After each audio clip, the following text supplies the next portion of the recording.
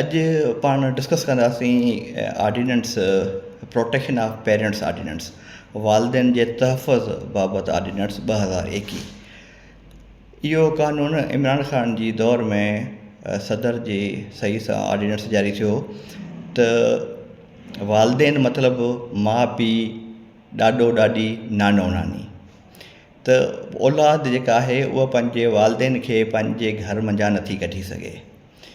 औलाद मतिलबु पुटु पोटो ॾोटो इहे जेके आहिनि पंहिंजे वालदेन खे पंहिंजे घर मंझां नथा कढी सघनि।